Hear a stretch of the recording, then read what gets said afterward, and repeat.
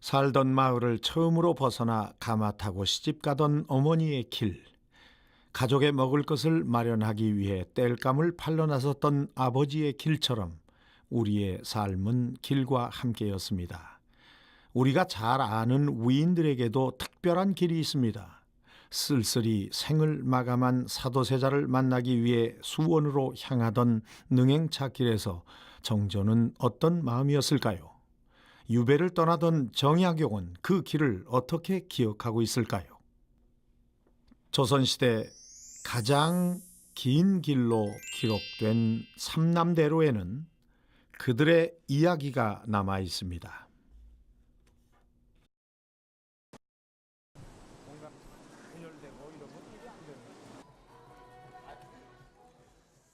조선의 제22대 왕 정조의 도시 수원. 이 수원은 경기도 광주와 함께 충청도, 전라도, 경상도를 아우르는 아주 삼남으로 가는 아주 주요한 길목이었습니다. 수원은 정조가 화성을 축조하면서 만든 신도시입니다. 부국강병의 기본이 상업에 있다고 본 정조는 장사를 원하는 백성들에게 6만 5천 냥을 미천으로 주었다고 합니다. 장사를 할 수 있는 장소도 마련해 주었는데요. 이것이 팔달문 전통시장의 시작입니다. 그래서 수원의 전통시장은 왕이 만든 시장으로 불리기도 합니다. 옛날에 조선시대도 이렇게 시장이 이랬을까 생각해보면 어떻는지는 모르겠어요. 근데 지금은 전국 각지에서 상인이 모이는 게 아니잖아요. 여기에 이제 붙박이로 이 장사를 하시는 분들이 계시는 거니까. 여긴 족발집이네요. 안녕하세요. 아침부터 꾸준하게 팔려요. 시장이니까. 없는 것은 없고 있는 것은 다 있다는 곳이 전통시장이죠. 이것도 마찬가지입니다. 지금은 잘 살펴볼 수 없는 옛 풍경도 이곳엔 아직 남아 있습니다. 요새 꽁튀기 이게 아직도 이런 거 쓰나? 그러니까 이거 쓰겠지.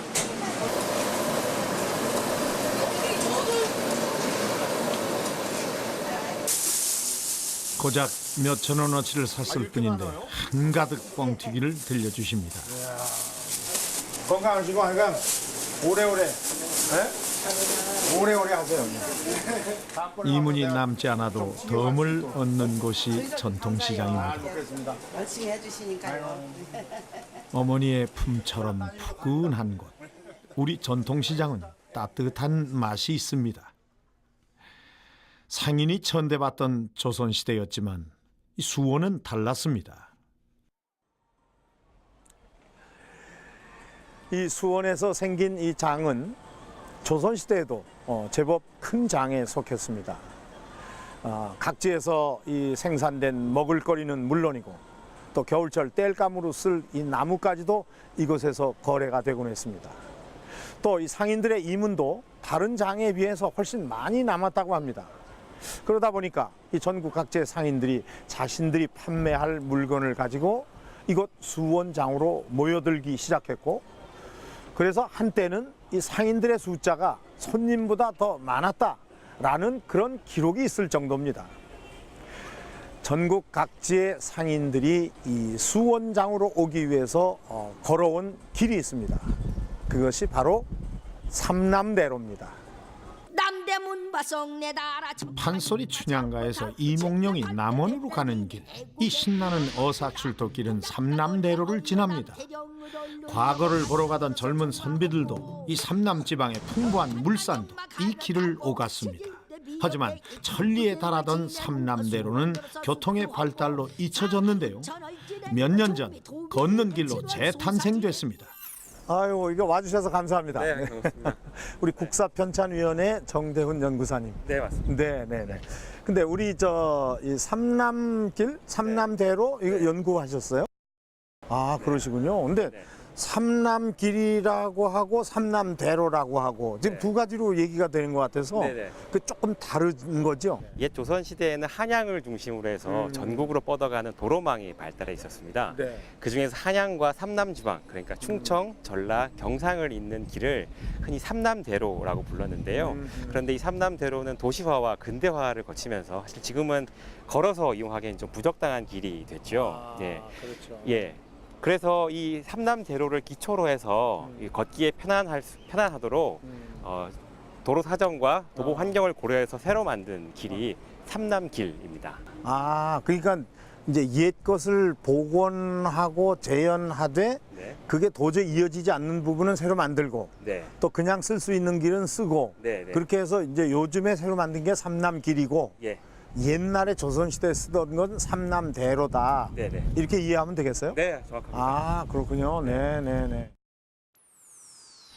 조선시대 해남까지 이어졌던 삼남대로는 삼남길이라는 새 이름을 얻고 과천에서 평택까지 90km가 새로 만들어졌습니다. 삼남길은 모두 10개의 구간으로 나뉘어져 있습니다. 산들바람이 불어오는 산길과 잘 포장된 도로까지 이 과거와 현재를 오가는 듯한데요. 짧은 구간은 2시간 30분, 또 긴 구간은 4시간 정도면 걸을 수 있습니다. 그 중에서도 이 삼남길의 1구간에서 6구간까지는 정조와 관련된 역사적 유적지와 또 그의 마음을 엿볼 수 있는 길입니다.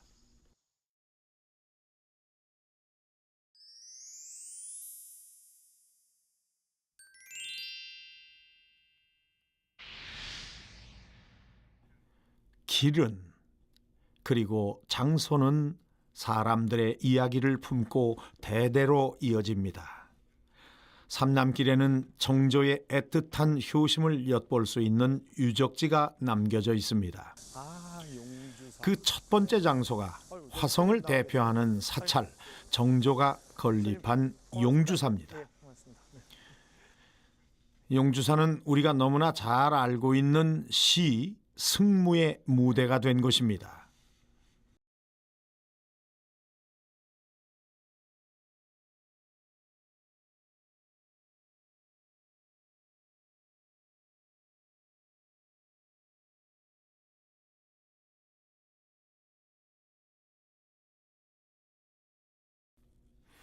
용주사는 노론의 모함으로 억울하게 죽은 사도세자의 명복을 빌기 위해 지은 절, 즉 원찰입니다.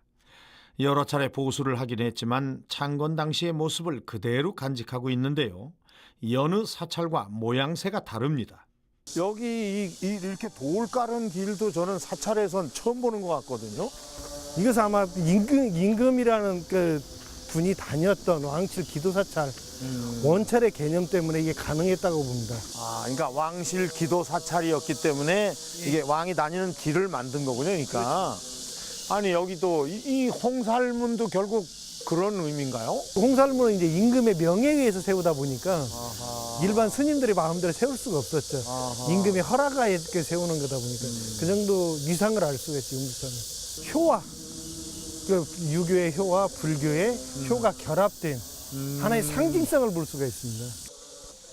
용주사에는 홍살문 외에도 특이한 문이 하나 더 있습니다.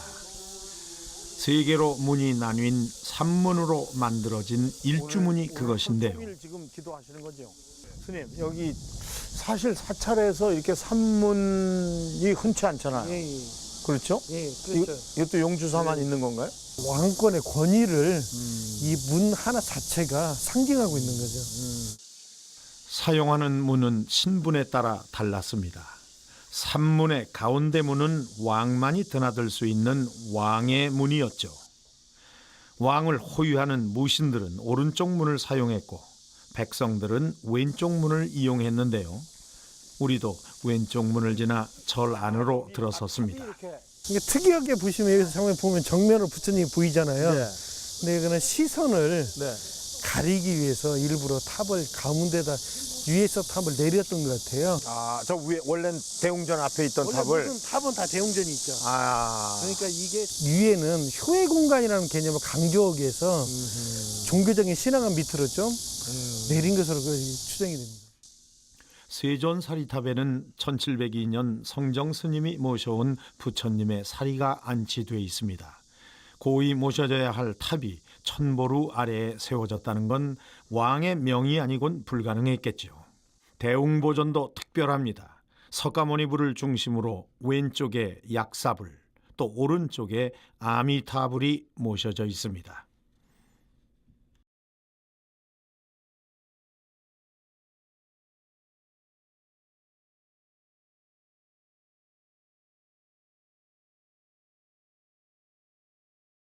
아하, 그렇구나.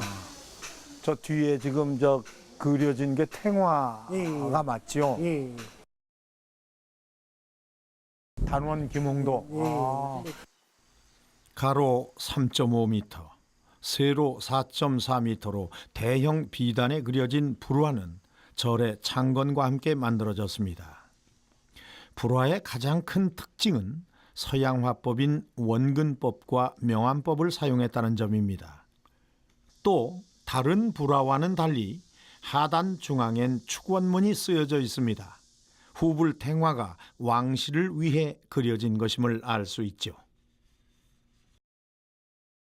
근데 이 탱화가 미술 불교적으로 보면 굉장히 완벽한 탱화입니다. 그러니까 경전의 내용을 결국 그림으로 그려놓은 거잖아요. 네. 이런 모양새다 이렇게 하는데 대부분 한두 경전이거든요. 근데 여기는 5개 경전이 결합이 됐기 때문에 그 당시에 왕명에서 그랬지만 김홍도 그분이 아주 그 당시에 경전을 자세히 검토를 했다. 그렇게밖에 안 보여요. 왕실에서 직접 지은 사찰이란 건 절 곳곳에 정교하게 조각된 용의 모습에서도 확인할 수 있습니다. 용은 왕을 상징하는 영적인 동물입니다. 내외부에 용이 10마리가 이제 들어가 있는데 이 부분은 정조의 그릇을 얘기하는 것 같고요. 내가 곧 우주와 같은 큰 마음을 가졌다. 이걸 이 건물에 형상화해서 투영화시킨 것으로 보입니다. 실제로 정조가 네. 이 지역 일대를 정비하면서 용의 이미지를 많이 이 지역과 결부시키려고 하거든요. 여기 건물 같은 경우에도 이렇게 절에서 용의 이미지를 사용한 경우가 많지 않은데 여기서도 지금 용이 많이 네, 보이고 네. 있고, 그래서 용주사예요? 이름이? 예, 그렇게 해석하시는 분도 계시고요. 아하. 그리고 이 지역의 풍수지리를 이야기하면서 정조는 발룡농주라는 말을 쓰거든요. 발룡농주. 네, 그러니까 용이 구슬을 가지고 논다라는 뜻인데요. 그러니까 그런 식으로 용의 이미지와 이 지역을 결부시키려고 했는데 이건 아마도 아버지 사도세자의 정치적인 복권을 노리는 노림수도 있다고 볼 수 있겠죠. 그러니까 결국 이것도 다 그 효가 바탕에 다 깔려 있는 거네요. 예, 그렇습니다. 그죠? 세 분 모신 거나 예. 탱화 그린 거나 이 전체 5 그 경을 다 그려놓은 거나 이게 다 결국 정조대왕의 효하고 관련이 다 있는 거네요. 그렇죠. 저기가 옛날에 제각이었거든요. 네네. 그 대웅전보다 높게 합니다. 아, 저 제각을. 그 왕권이 여기 그 불법보다는 높다라고 해서 그 털을 약간 높이 하죠. 호성전에 모셔진 사도세자의 위패에는 장조라고 써 있는데요. 정조는 사도세자에게 장헌이라는 묘호를 붙였고 후대에 장조로 추존됐습니다. 여기 분문중경은 네. 기존에 이제 그 정조대왕이 그 용주사를 창건하면서 분문중경판을 만드시잖아요. 네. 그걸 이제 현대식으로 아, 번역을 하신 거네요, 그러면. 번역본이 있는데 네. 말을 붙인 겁니다. 부모 은중경은 부모의 크고 깊은 은혜를 보답하라고 가르친 불교 경전입니다. 용주사의 부모 은중경을 새기고 사도세자의 위패 앞에서 하루 6번의 제를 올렸던 정조. 그의 효심이 얼마나 대단한지 느껴집니다. 아, 오늘 이 그냥 가슴에 뭐가 꽉 채워서 가는 효. 부모님 은혜를 확실히 알겠습니다. 용주사는 일반적인 절과 달리 궁궐과 같은 형식으로 지어졌습니다. 사도세자의 명복을 빌기 위해 지은 절이지만 사후에라도 궁궐에 계신 듯 편히 지내시라는 정조의 마음이 담겨져 있는 것이죠. 그리고 용주사 너머에는 사도세자의 묘인 융릉이 자리하고 있습니다.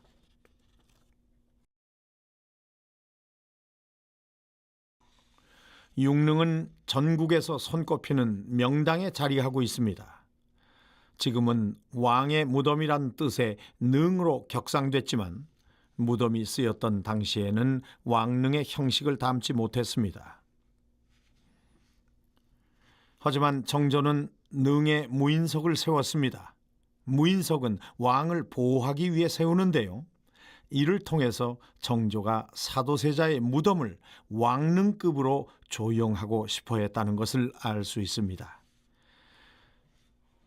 그의 효심이 드러나는 장소는 또 있습니다. 정조는 융릉을 13차례나 방문했습니다. 한양으로 돌아가기 위해선 고개를 넘어야 했는데요. 정조는 돌아가는 길이 못내 아쉬워 자꾸 행차를 늦췄다고 합니다. 그래서 이 고개엔 한자에 느릴 지자 2개가 붙여진 지지대라고 불리게 됐습니다. 가족 간의 대화가 점점 적어지는 오늘날 이 삼남길을 걸으며 그곳에 새겨진 효를 느껴보는 건 어떨까요?